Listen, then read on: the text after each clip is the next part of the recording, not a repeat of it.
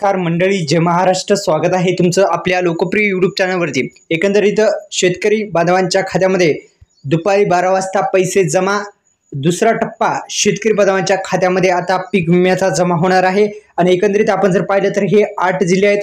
जाणून घेऊ संपूर्ण बातमी. कोणते जे 8 जिल्हे आहेत त्या जिल्ह्यामध्ये शेतकरी बांधवांना 25% अग्रिम पीक विमा जमा. 2024चा जो पीक विमा आहे तो जमा. जाणून घेऊ संपूर्ण बातमी.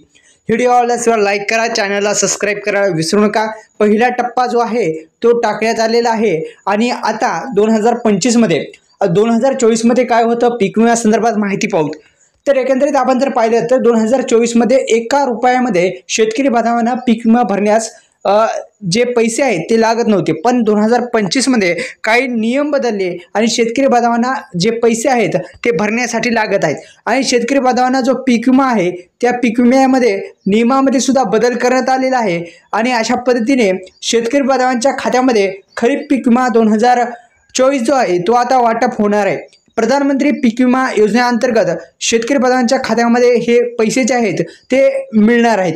एकंदरीत आपण जर पाहिलं तर अहमदनगर, अमरावती, वाशिम, यवतमाळ या जिल्ह्यातील शेतकरी बांधवांना जो पीक विमा आहे तो मिळण्याची शक्यता वर्तवली जात आहे.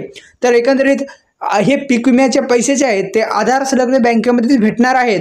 आणि एकंदरीत आपण जर पाहिलं तर शेतकरी बांधवांच्या खात्यामध्ये हे पैसे मिळणार आहेत.